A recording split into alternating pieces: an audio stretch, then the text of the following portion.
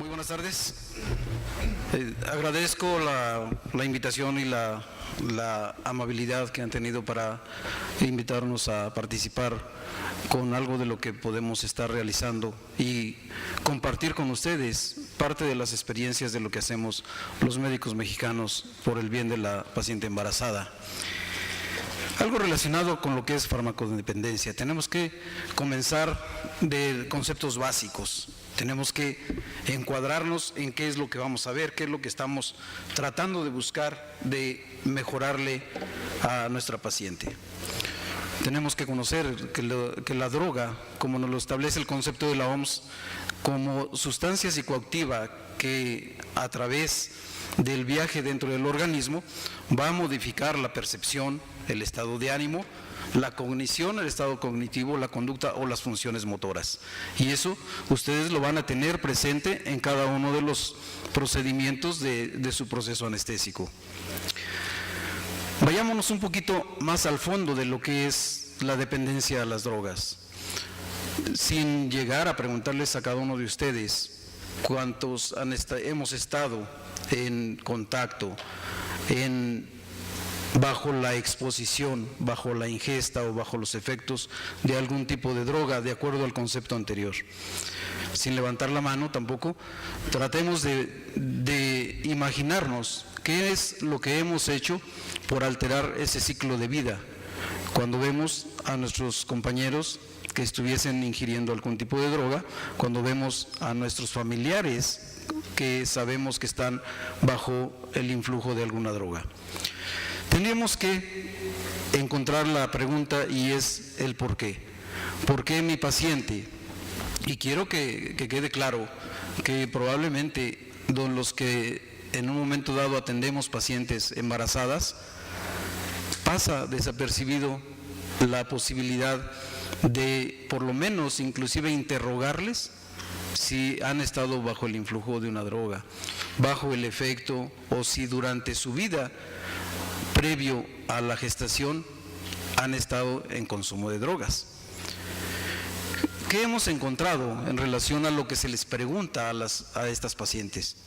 Las que realmente contestan, y vamos a verlo más adelante en la encuesta nacional de adicciones, quien realmente contesta el ítem de que durante el embarazo tome alguna droga, van a encontrar que es igual que cualquier otra persona que no esté embarazada.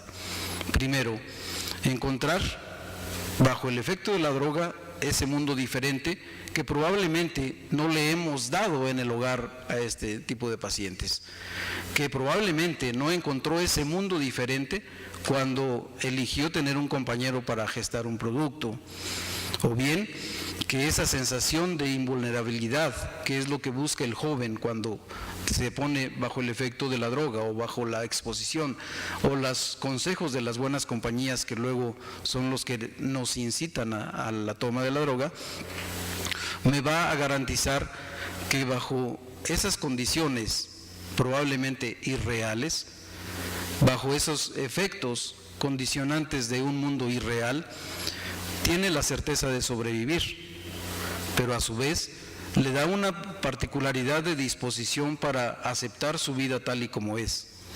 ¿Cuántos de ustedes han atendido pacientes embarazadas que han estado drogándose?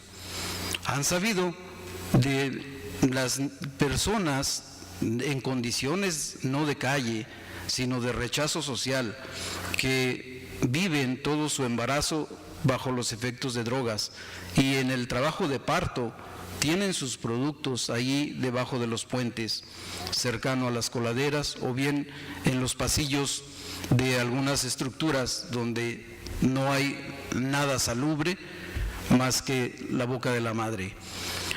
Ahí es donde tenemos que ver qué posibilidades podemos ofrecerle de mejora a nuestros pacientes.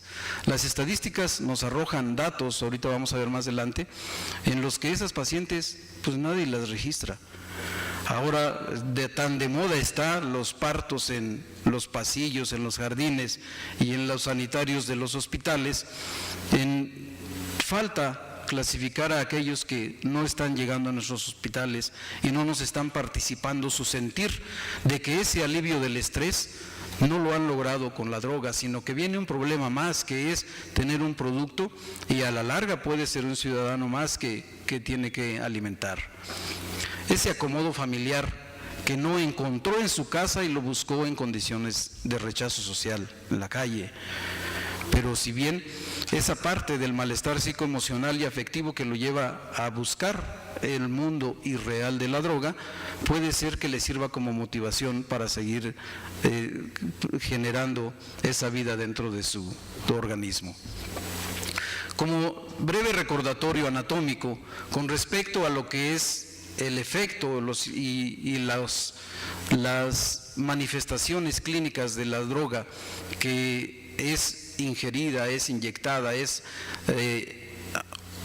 inhalada o bien es aplicada en parches, es que es una estimulación del sistema cerebral en la recompensa y gratificación. Utilizamos vías dopaminérgicas del sistema mesolímbico y mesocortical directamente en el área tentorial ventral del mesencéfalo y en los cuerpos neuronales del núcleo accumbens, particularmente, y en la corteza prefrontal. El núcleo accumbens tiene una función importante con relación a todo lo que es el metabolismo, captación de la droga. Bien, tendríamos que tener en consideración que el efecto de la droga, como cualquier otra enfermedad, como mencionaban hace rato, alguna enfermedad no es un evento único y que se manifiesta con un solo signo clínico. Es una concatenación de efectos. La enfermedad de la adicción a las drogas siempre está relacionado con algún otro trastorno psicoemocional y no todos nuestros pacientes tienen la posibilidad de ser atendidas en esas esferas. Los trabajos de Medina Mora en México relacionado con el grado de afectación de nuestros adolescentes y escolares con respecto a lo que les ofrecemos como vida real y como la posibilidad de mejora de su estado emocional bajo el efecto de las drogas, llevó a hacer los trabajos relacionados con lo que es la norma oficial mexicana, la 028 SA2 2009, para la prevención, tratamiento y control de las adicciones. Actualmente, ustedes en las noticias van a encontrar que ya hay unas instrucciones precisas del secretario de Salud y de nuestro presidente de la República con respecto a que se abran espacios y pabellones específicos en las unidades de salud para atención de los pacientes que han caído en la desgracia de la exposición y afectación por las drogas. ¿Qué habla esa norma? Esa norma, para los que trabajamos en instituciones públicas, estamos llenos de normitis, ¿no? Pero esa norma nos habla de que la paciente embarazada tiene posibilidades de desarrollar el síndrome alcohólico fetal, que va a condicionar trastornos mentales y de conducta. Hay posibilidades de que a consecuencia del hecho tan sencillo y simple de fumar le pueda provocar algunos otros problemas perinatales y que le va a generar alteraciones en la gestación. La norma nos menciona, y prácticamente aquí terminaríamos el tema del día con estos pequeños problemas: retraso en el crecimiento intrauterino, síndrome de abstinencia en el neonato, parte de pretérmino y muerte fetal, entre algunos. Y eso, señores, son problemas de salud. Y todavía en algunas situaciones de trabajo de atención gineco-obstétrica, yo espero que no donde ustedes trabajan, pero todavía se escucha eso de que es que va a ser mi hora de salida, es mi cambio de turno, mejor se lo dejamos al turno siguiente. Es un síndrome de sufrimiento fetal. Pues es que a mí ya no me toca. ¿Han escuchado en alguno de sus trabajos la filosofía del no toquismo? Ese de a mí no me toca, el yo por qué. Bueno, pues muchas de las veces nosotros participamos que todo eso que la droga va a hacer sobre el producto se siga perpetuando y tenga resultados fatales durante el perinato. Bien, farmacodependencia como tal, así en el tema decía, farmacodependencia es establecer bien, y la norma nos lo manifiesta, o drogadicción, es palabra semejante y similar, es la dependencia o adicción a una o más sustancias psicoactivas. Nunca es una droga sola. La adicción es el conjunto de fenómenos del comportamiento cognitivos y fisiológicos que se desarrollan luego del consumo repetido de una sustancia psicoactiva. ¿Alguno de ustedes llegó a probar el tabaco cuando lo invitó a alguno de sus amiguitos? Desde la primaria prácticamente nos enseñan, ¿no?, a fumar nuestros compañeros más grandes, y la primera vez probablemente es rechazo y después lo busca uno solo, sin levantar la mano tampoco. ¿Quién de ustedes ha fumado alguna vez, ha tenido exposición a bebidas alcohólicas o bien otro tipo de sustancias? Vamos a meternos sobre el fabuloso mundo de las drogas, como expresaría en su fabuloso texto el doctor Jaime Rivera Flores, que su equipo de trabajo emitió una comunicación en publicación tipo libro que se llama Del manejo perioperatorio del paciente consumidor de drogas. Los invito a darnos un paseo por esa literatura. Pero bien, el año pasado comentábamos algo relacionado con lo que es la encuesta nacional de adicciones que se hizo en 2011, que tenía una relación directa con la de 2008 y 2003 y que arrojaba datos importantes, que las cifras, y lo vamos a mencionar más adelante, que las cifras que nos mencionan en algunas instituciones, y ustedes conocerán muchas instituciones que se dedican a atender a los pacientes dependientes de fármacos. Bien, este informe mundial sobre las drogas en 2013 expresa, fíjense nada más el glorioso lugar que tenemos, el mayor decomiso de metanfetaminas incautadas, probablemente superando la de Estados Unidos. Las cantidades es lo de menos, números van, números vienen y números se pierden en esos vehículos de transporte. Pero México sigue siendo el principal productor de opio de América y la marihuana sigue siendo la sustancia ilícita más consumida en el mundo, y nuestro país y nuestra ciudad no se queda tan atrás. Aparecen los cannabinoides sintéticos ya ahora actualmente en el mercado, y posteriormente veremos que en algunas de las ciudades norteamericanas ya hay hasta expendios de productos. Pero llámenles la atención que la ketamina que probablemente se les esté perdiendo en sus unidades de los hospitalarias esté circulando por ahí en la calle. Pero ¿qué nos refiere Naciones Unidas con respecto al abuso y consumo de drogas? Que Internet está jugando un papel muy importante en relación a la posibilidad de la disposición fácil de la droga. Hablando de numeralia, probablemente en la encuesta nacional de adicciones van a encontrar estos resultados y pueden consultarlas, son muchísimas páginas de estadísticas, pero particularmente vamos sobre lo que tienen nuestros jóvenes.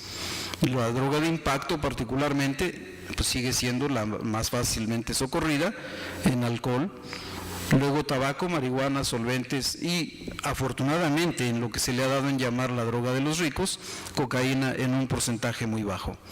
Todas las cifras estadísticas que pudieran encontrar en los centros de integración juvenil, en el Centro Nacional para el Control de las Adicciones y en todas las instancias correspondientes que se dedican a atender este tipo de problema de salud, se van a encontrar que en las mujeres particularmente es prácticamente en la mitad del porcentaje de incidencia de consumo de los hombres con respecto a la variabilidad del varón. 2003 arrojaba datos en los que se decía que la relación era 3:1. 2008 arrojaba datos que prácticamente estaban al parejo, era la misma relación, pero ahora en 2012 se refiere en este tipo de referencia que es prácticamente al 50%.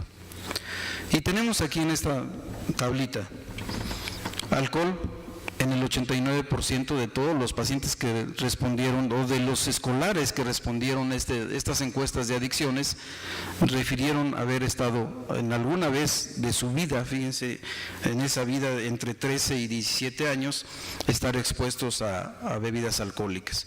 Posteriormente tabaco y así sobre el porcentaje, hasta tener ese... quién sabe por qué le pusimos el color amarillo, por eso pareciera como si fuese para anestesiólogos, ¿no? Que somos los máximos consumidores inhalantes de sevoflurano. Entonces, tendríamos que tener cuidado con respecto a qué es lo que va a tener mi paciente. ¿Qué ítems tenían la encuesta nacional de las adicciones? Tendremos que hacer una relación como si fuese nuestra valoración preanestésica. ¿Qué es lo que le vamos a preguntar a nuestro paciente? Este cuestionario individual es el cuestionario original de la Encuesta Nacional de Adicciones 2011, y particularmente es esto lo que tenemos que tener. ¿Qué es lo que tenemos que hacer en la meta internacional de seguridad del paciente número 1? La identificación del paciente, ¿no? Tenemos entonces los datos sociodemográficos del informante: sexo, edad, estado civil, escolaridad, datos sobre hijos, o su ocupación, consumo de tabaco, tolerancia social, percepción del riesgo, consumo de drogas, sean prescritas por algún médico. ¿Cuántos de ustedes atienden pacientes en su consulta privada a los que los tenemos en polifarmacia? Y alguna vez argumentamos algún tipo de patología de influencia psicológica, ¿no? Síndrome depresivo, y tienen drogas importantes que pueden llegar a perjudicar también la evolución de una posibilidad de gestación. La dependencia al consumo de drogas, el consumo de alcohol, dependencia y consumo de alcohol, así como la posibilidad de alteraciones de higiene mental. Y en toda esta lista, si ustedes ven, son como 20 y tantos ítems, y van a encontrar una parte ahí que dice embarazo. ¿Cuántos de los informantes realmente contestan que consumieron drogas durante el embarazo? Se dice que del 0.3%. No todos dan esa información. Igualmente, la percepción de la sociedad hacia este tipo de pacientes, y se sienten como en rechazo. Este es el esquema completo, y por consiguiente lo que nos arrojan los datos de los números de los efectos de las drogas. 2011 nos arrojó 7,000 aproximadamente, entre 7,000 y 8,000 defunciones en los que se documentó alguna exposición a una droga en específico o múltiples drogas, de acuerdo a los exámenes histopatológicos. Entonces, tenemos como condicionante que sí es un problema de salud. Urgencias hospitalarias. ¿Alguno de ustedes trabaja en una unidad de urgencias en las que en cuanto llega un joven accidentado o una joven embarazada se le haga determinación sanguínea de estupefacientes, drogas o fármacos o medicamentos? ¿Alguno lo tiene en su hospital? Ni en los hospitales de traumatología lo hay. Entonces, tenemos un rezago importante sobre la posibilidad de tener cifras adecuadas. La Ciudad de México, la principal droga que circula es el alcohol. Sí, hay muchas fiestas, hay muchos, como les dicen, reventones, ahora ya barras libres, bebidas sin aroma. Sí, pero ¿quién no nos pudiera decir que por ahí anda nuestro ketamina o nuestro midazolam perdido, ¿no? Vamos a ver algo relacionado a por qué, hace rato en las preguntas que decían, ¿por qué me voy a exponer a una droga? Contesta la mujer que se expone a este tipo de drogas. Tiene una posibilidad de tener sensación de poder, porque está muy fácil obtenerla, porque me la facilita mi amigo, se la puedo quedar a deber. O bien si realmente tiene un factor hereditario, o le cargamos la mano a la mamá y le decimos que ella es la culpable por no haber formado una personalidad adecuada a su hija. Porque la consume solo en tiempo de crisis, porque no ha tenido posibilidades de cultivarse, o bien porque su fisiología y anatomía tiene un perfil bioquímico que le está induciendo a la necesidad de exponerse a una droga, o bien es su percepción individual de libertad en la que libremente escoge de tomar una droga. La vía de uso puede ser desde la simple presión de grupo y de la posibilidad y el estado nutricional en el que se encuentre. Si estás fuerte, si vas a aguantar, tómate 3 y échate la última. No, tus papás no te van a notar, ¿no? Probablemente ese es el condicionante al que estamos supeditados, y eso va a llevar a disfunción familiar. Y luego después viene la otra situación: es que por tu culpa tu papá se fue y nos dejó. Es que por tu culpa tu mamá se fue y nos dejó, y entonces viene la disfunción, hay falta del control y seguimos en el mundo de la droga. Y podemos terminar inclusive en situaciones de rechazo social. Independientemente de la sustancia a la que sea expuesta la paciente gestante, se habla de que lo primero que se va a alterar es la circulación uteroplacentaria. Para los que trabajamos en unidades de urgencias, ¿cuál es el principal órgano anatómico de la mujer que dentro de la economía fisiológica, dentro de la computadora de la creación genética, no está considerada como órgano de choque?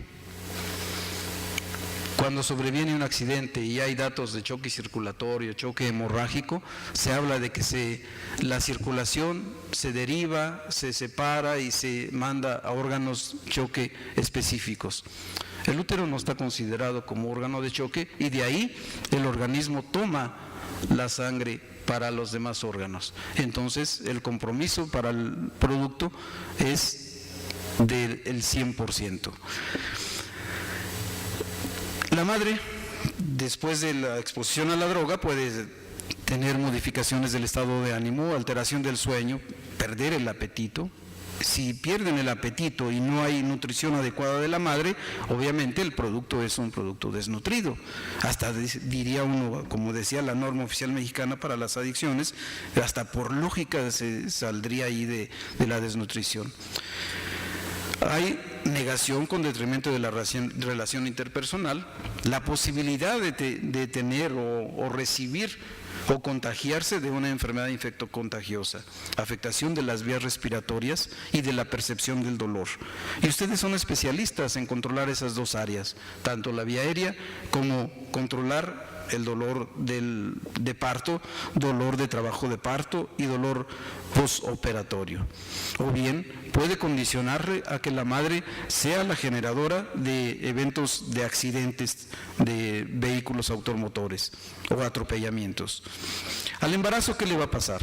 Pues desde un simple aborto, que el producto se ovite, que pueda generar inclusive síndromes de mala implantación o disfunción placentaria, paradistosias de conducción, ruptura prematura de membranas, desprendimiento prematuro de placenta normoinserta y de ahí hasta rupturas uterinas.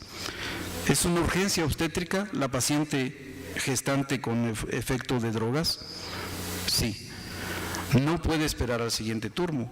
Y ustedes hablaban hace rato de la preeclampsia severa.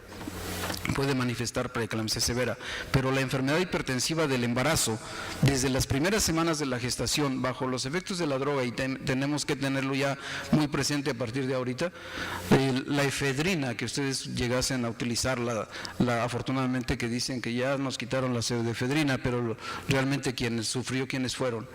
¿Los administrativos o los anestesiólogos? Pues los anestesiólogos, ¿no? Y luego resulta que los eventos hipertensivos son difíciles de controlar, de tal forma que hay una premisa en relación a lo que es manejar un paciente farmacodependiente, y no solamente con embarazo, esto llévenselo inclusive también para los pacientes con cirugía cosmética o cirugía estética. Todas las sustancias o fármacos o medicamentos o alimentos que están tomando como suplementos alimenticios pueden contener, y es demostrable ya, cantidades suficientes de anfetaminas. Pueden tener antidepresivos que tienen mucha relación con lo que es el efecto de la droga sobre el núcleo accumbens y por consiguiente desencadenar respuestas bioquímicas que pueden alterar los estados hipertensivos, más bloqueos regionales de conducción, eventos hipotensivos que son resistentes a las drogas vasopresoras. Entonces, tener siempre en consideración esto.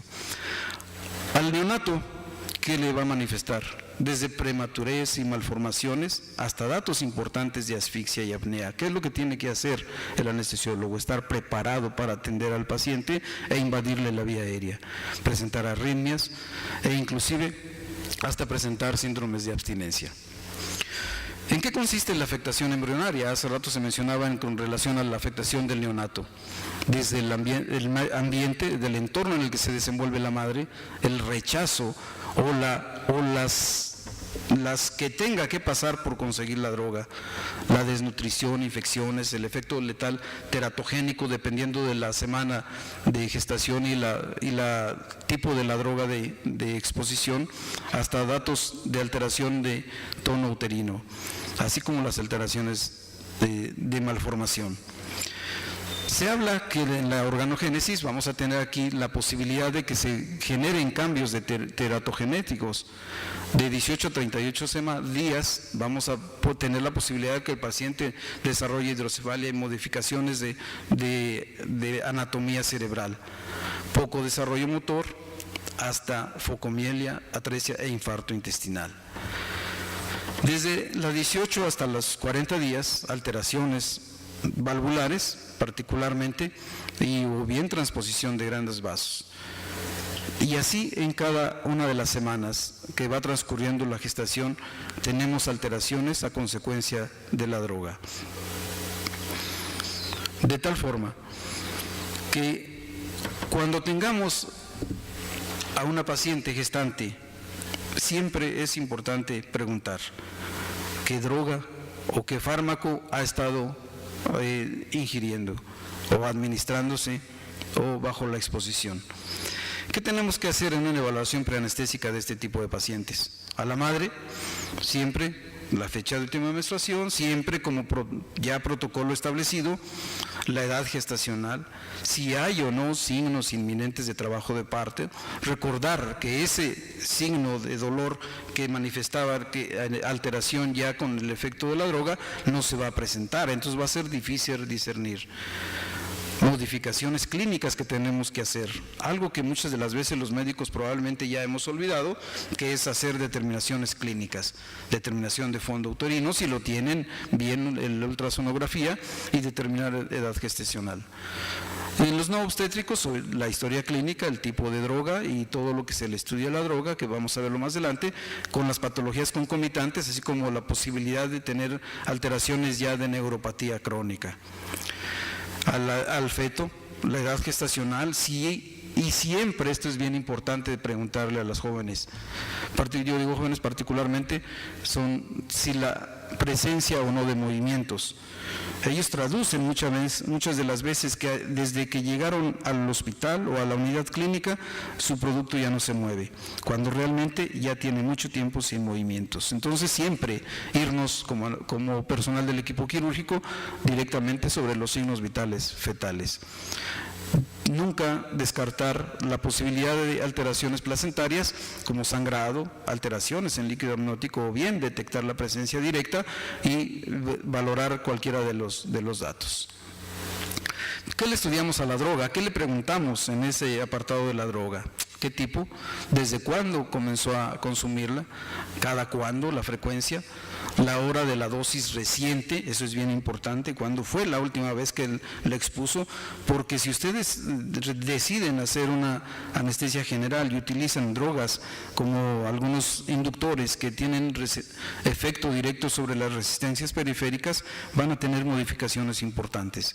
La cantidad, si hay datos de toxicidad aguda, y si bien el síndrome de supresión, cómo lo manifiesta, cómo lo presenta, para saber detectarlo en el momento momento, porque ustedes se van a encontrar en una unidad de atención en el que solamente lo que primero que se le va a ocurrir, ya sea al médico o a la enfermera o a la persona que va pasando cerca de la paciente que tiene agitación, incoherencia, se mencionaba hace rato en una de las diapositivas de irritación cerebral, datos de irritación cerebral, entonces lo único que se nos ocurre es ¿qué es lo primero que se les ocurre a las gentes que lo llegan a hacer? A ustedes no, pero ¿qué es?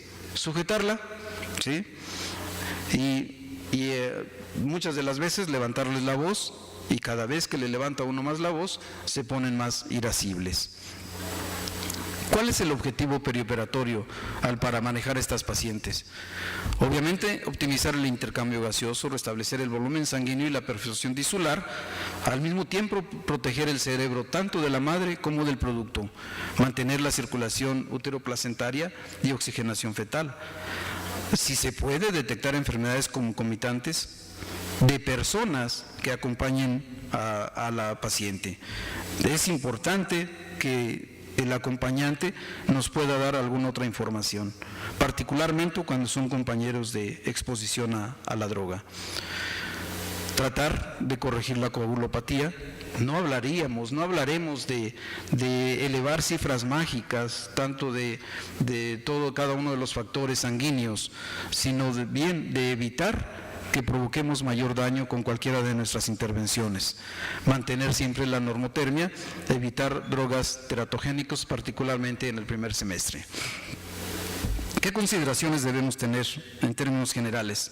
Individualizar el tratamiento, recordar, cada paciente es diferente y ustedes están hablando ya desde el día de antier o ayer con relación a lo que es la protección del binomio, y aquí tienen que cuidarse, tienen que cuidarlos.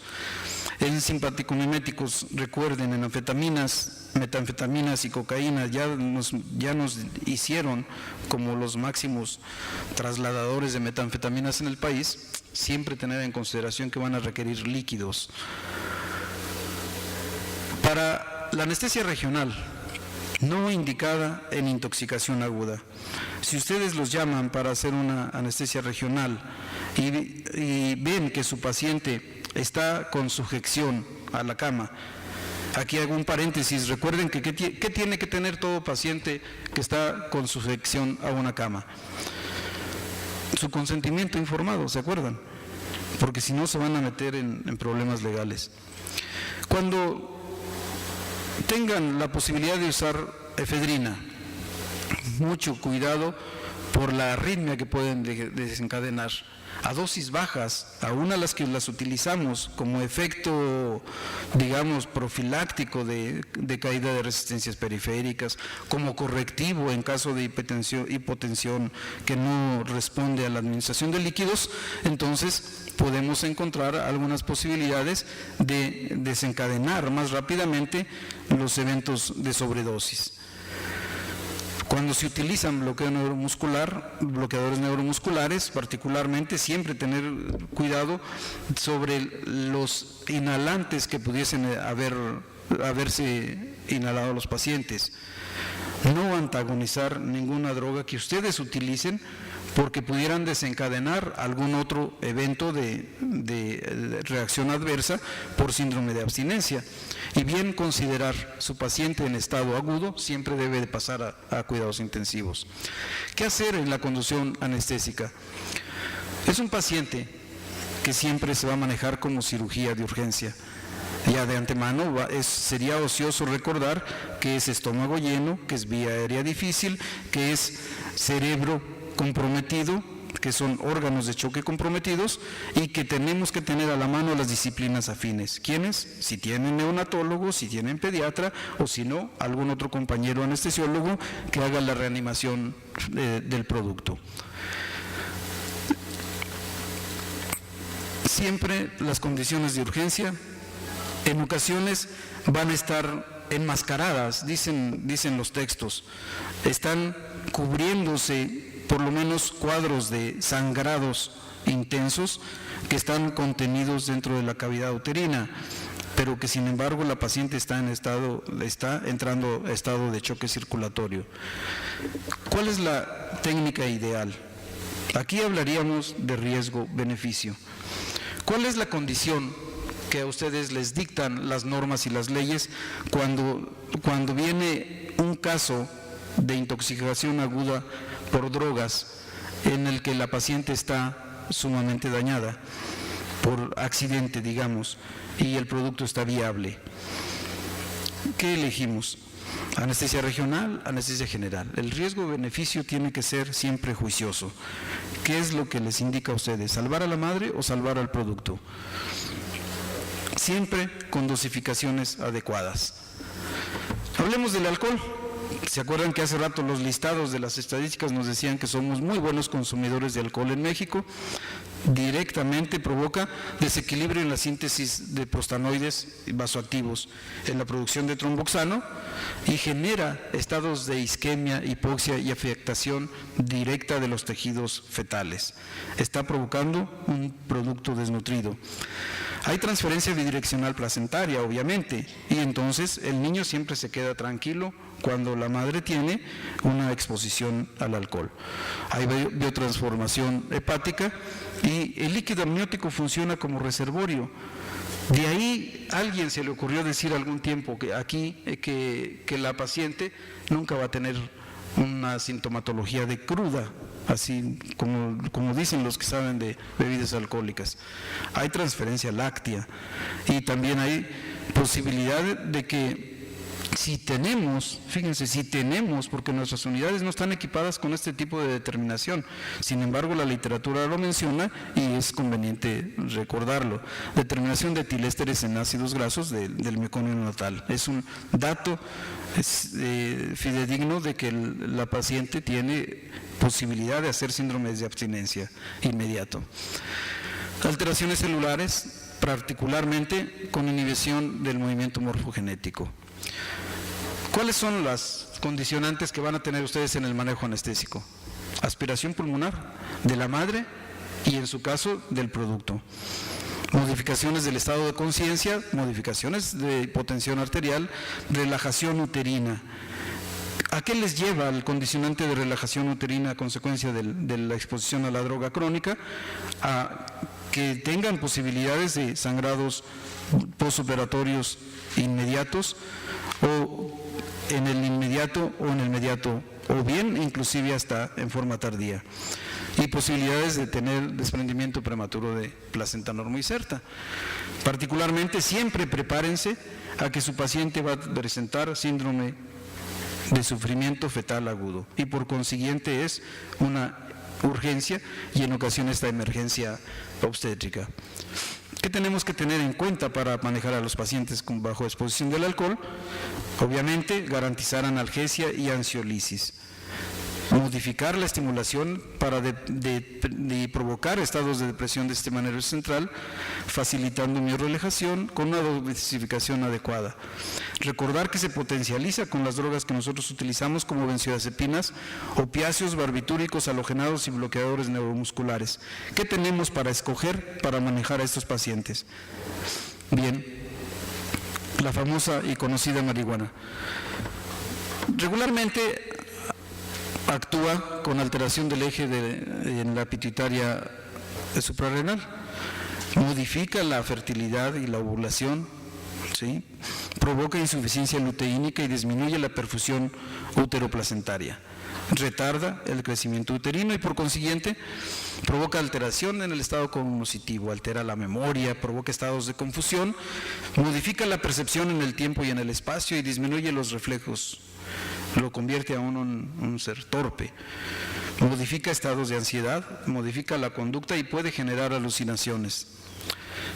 Eso que está hasta abajo enmarcado dice que una inhalación de marihuana puede causar la falta de coordinación semejante a 2 o 3 copas de alcohol, es decir, un nivel sancionado por el alcoholímetro. ¿Los ha detenido alguna vez en el alcoholímetro? Digo, después de haber fumado marihuana, pues no pasa, no manifiesta ahí, pero sin embargo podemos provocar algún accidente. La abstinencia se puede presentar hasta 3 días después de suspenderlo. ¿Qué es lo que hacemos en los hospitales con nuestras pacientes, embarazadas o no, que llegan en estado de intoxicación, ya sea por alcohol, ya sea por marihuana? Los dejamos sin exposición a la droga. Hay algunos lugares, hay algunos hospitales, unidades clínicas donde se atienden este tipo de pacientes en el que se le pide que inclusive si trae la droga ahí a la mano, la tenga disponible para evitar cualquier evento de abstinencia. Ese organismo ya está habituado. Si yo le suprimo y creo que con una solución, ¿de cuál les gusta a ustedes? Fisiológica, todas son fisiológicas, ¿no? Pero si es glucosada, si es mixta, etcétera, etcétera, etcétera, con eso ya le voy a corregir. Pues no. Esta es una forma de presentación, de propaganda en Denver, Colorado. Dicen que ya está permitido el expendio masivo de productos derivados y promoción del consumo de la marihuana. Los riesgos en la función pulmonar particularmente, todos sus pacientes, y esto es prácticamente lo uno con lo que es el tabaco, les va a provocar orofaringitis. ¿Quién es el experto en la vía aérea? Siempre tener cuidado en una intubación. La orofaringitis crónica en el paciente inhalador de marihuana y tabaco también, favorece mucho que cuando hacen las maniobras de intubación puedan lacerar y lastimar la mucosa y por consiguiente generar estados de edema secundario y posibilidad de espasmo laringio. La reacción de la ansiedad conductual, la tromboembolia, taquicardia, arritmia y congestión nasal. Particularmente cirugías cosméticas en embarazadas, no durante el embarazo, prácticamente antes de que sea término. En el producto, pues bajo peso, retardo en el desarrollo cognitivo, alteración en la respuesta visual, temblores, alteración del sueño, hiperactividad, desatención e impulsividad y algunos otros tipos de patologías más graves. Se argumenta que en el uso médico, ahora que han escuchado de la famosa controversia en nuestra Cámara Legislativa acerca de la posible legalización de la marihuana en México, se argumenta que es favorable para el tratamiento del dolor. Ya prácticamente creo que aquí ya vamos a tener también galletas y refresquitos conteniendo marihuana, para contrarrestar las náuseas y los vómitos inducidos por la quimioterapia, en la enfermedad de glaucoma, en asma, se dice que en esclerosis múltiple, que por medio de spray. Pero bueno, el hecho es que disminuye la actividad parasimpática y ustedes tienen efectos farmacológicos importantes y efectos en sus bloqueos de conducción. Genera focos ectópicos ventriculares y supraventriculares, altera en el segmento ST y provoca efectos de depresión cardiovascular con cada uno de los elementos de anestesia que ustedes utilicen. De acuerdo a las encuestas realizadas en el Distrito Federal, entre el 15 de enero y el 5 de febrero de 2014, una empresa de comunicación estratégica habla de que en México la mayor parte de los que contestaron esas encuestas no están de acuerdo en legalizar la marihuana. Independientemente, tendríamos que ver las edades en las que se está haciendo la encuesta. Pero bueno, de algo les va a servir a los que tengan que emitir en su momento la posibilidad de legalizarla. En los solventes, que es tan común utilizarlos, y ustedes que probablemente sean las pacientes que mayormente se exponen a esta drogadicción, que son las que llegan a las unidades de emergencia para atenderse. Si es tetracloruro de carbono, pues daño hepatocelular. Todo lo que nosotros estemos administrándole le va a generar mayor daño hepático. Desde la acetona, la gasolina, el polish y el thinner, les va a provocar arritmias, depresión e irritabilidad del sistema nervioso central. Obviamente el inhalante se absorbe rápidamente por las mucosas y el epitelio pulmonar, y esas maniobras de intubación les va a generar problemas. El síndrome de efecto del inhalante obviamente se manifiesta por datos de alteración cerebral. La encefalopatía neuropatía periférica, neuropatía craneal, parkinsonismo, pérdida de la visión, alteraciones multifocales. Debemos de tener en consideración siempre estas condicionantes, claro. ¿Por qué? Porque en la respuesta post-anestésica podríamos tener este tipo de signología y achacárselos o atribuírselos a cualquiera de nuestros manejos anestésicos. Algunas otras consideraciones. No es tan raro, ahí yo probablemente diferiría con esta cifra que nos manifestaban aquí en el resultado de la encuesta, de que solo el 3% se exponen a cocaína. Créanlo que es más frecuente, es mucho más frecuente en la exposición. Y obviamente les provoca delirio, irritabilidad del sistema nervioso central, psicosis de juicio deteriorado y cefalea vascular con desinhibición. Sería difícil detectar qué paciente tiene este tipo de eventos cuando llegan en un estado agudo, con dolor agudo periparto y con un estado digamos, de ansiedad o bien de abstinencia a consecuencia del uso de la droga. Pero podemos tener posibilidad de presentar edema, de hemorragias, isquemia y hasta infartos cerebrales. O bien vasoconstricción materna. Bien, tenemos entonces que siempre vamos a tener disminución del flujo uteroplacentario. ¿Qué vamos a hacer si interfiere con el aclaramiento de la serotonina y norepinefrina? ¿Qué pasa con sus pacientes en el posoperatorio? ¿Cefaleas intensas que no se inhiben con los que nosotros manejamos?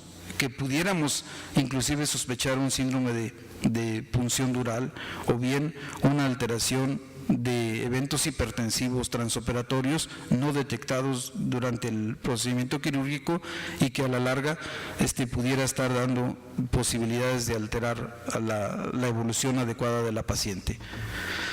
El crack, como en la forma de presentación de la cocaína, retardo en el crecimiento intrauterino, sufrimiento fetal crónico y siempre tener en cuenta en el manejo perioperatorio signos vitales fetales, siempre documentarlos y agregarles siempre qué tipo de droga es y signos vitales fetales.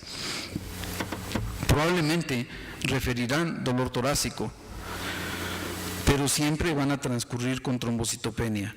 Hay hipotensión resistente a efedrina y hay la posibilidad de que no responda a cualquiera de los agentes que pudiésemos manejar para controlar los eventos hipertensivos.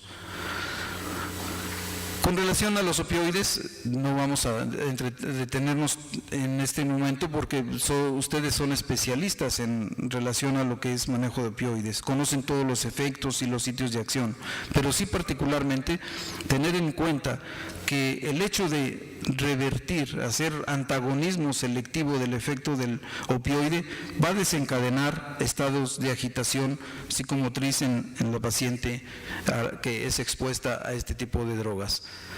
Tendríamos que tener en consideración la posibilidad de que el paciente no despierte, de que el paciente, cuando hay combinación de fármacos, cuando hay combinación de drogas que puedan tener posibilidad de transcurrir con estrés postraumático o bien de rechazo del producto o inclusive ellas mismas de intentar contra su vida después del parto o después de la cesárea, entonces nosotros tendríamos que tener en consideración e iniciar los manejos agudos.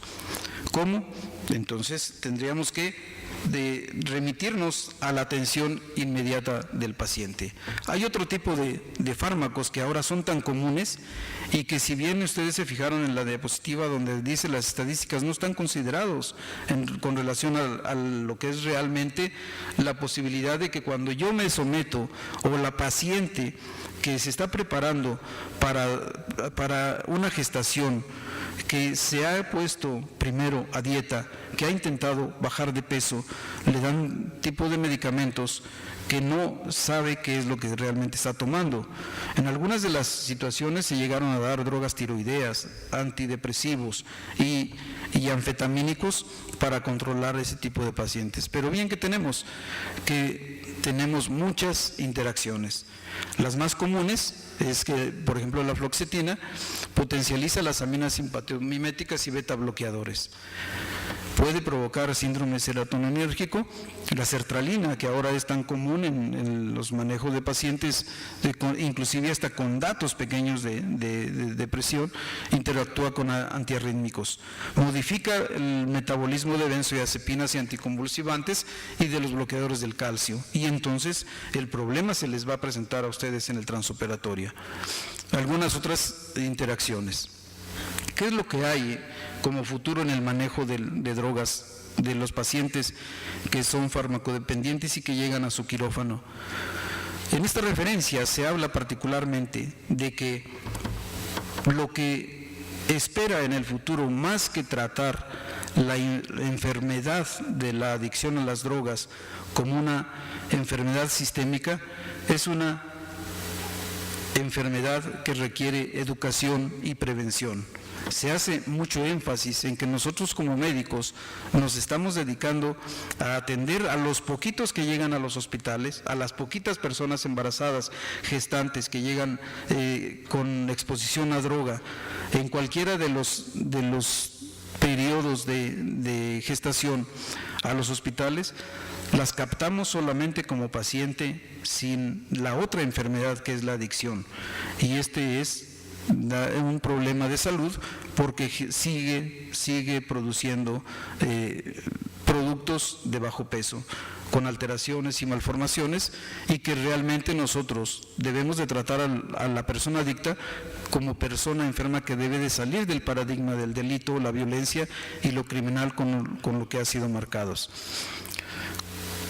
¿Cuáles son los cambios que se deben de realizar en el actuar del médico? Primero, dice CONADIC que nosotros como médicos probablemente no tenemos mucho interés en enterarnos qué es lo que pasa con la droga. Obviamente, pues sería cuestión de sentirla, ¿no?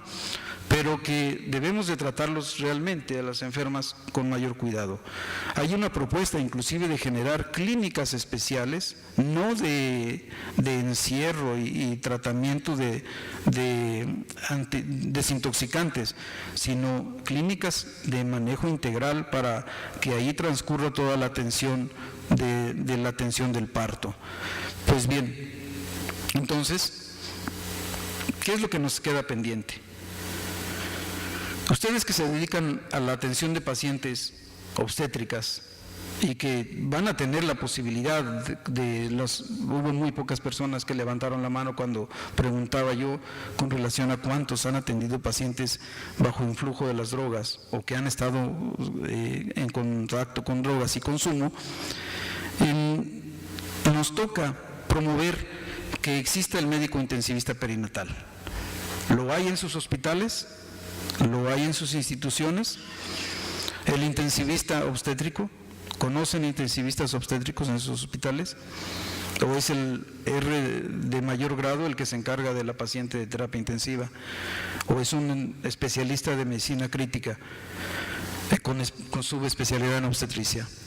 Que es un costo social importante, que provoca mucho daño familiar, que provoca ausentismos y provoca alteraciones en la productividad económica del paciente, que genera actos de robo y de violencia para conseguir la droga, que puede llevar a estas pacientes que teóricamente se consideran como pacientes enfermas de adicción a tocar fondo e inclusive hasta verse privadas de la libertad, y obviamente con una disfunción familiar, niños abandonados y madres también abandonadas. Entonces tenemos que centrar en la educación. ¿Conocen la guía de práctica clínica para atención médica y perioperatoria de pacientes con adicciones? ¿La hay? Entonces es tiempo de comenzar a generarla. ¿Sí? Estos foros deben ser para para generar esa inquietud y comenzar con esa tarea. Hay en el Centro de Integración Juvenil muchas publicaciones en las que se habla sobre el manual de apoyo para cursos de capacitación en el tratamiento de adicciones. Acerquémonos y vamos a aprender mucho más sobre cada una de las drogas y cómo tratarlas.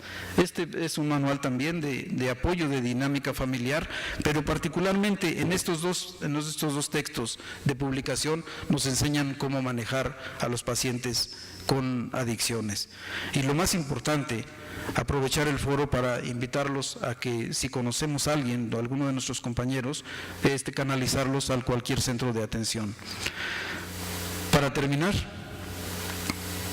es un problema realmente las adicciones. No es fácil abordarlo, no es fácil conocerlo, porque decíamos al inicio, es una concatenación de efectos de acuerdo a la droga que se consuma. Nunca se consume una sola y siempre estamos expuestos a estar bajo los efectos de todo este tipo de drogas. Para llegar a un final feliz, obviamente tenemos que tratar de evitar las drogas y particularmente estar enterados sobre todo lo que haya respecto a la información de lo que podemos hacer. Por último, quiero agradecerle a ustedes la posibilidad de haberse esperado hasta tan tarde para esperar al doctor Flavio también, con relación a felicitar a la SMAGO por sus 15 años de organizar este tipo de eventos, y la doctora Paulina pues nos debe el pastel. Muchas gracias.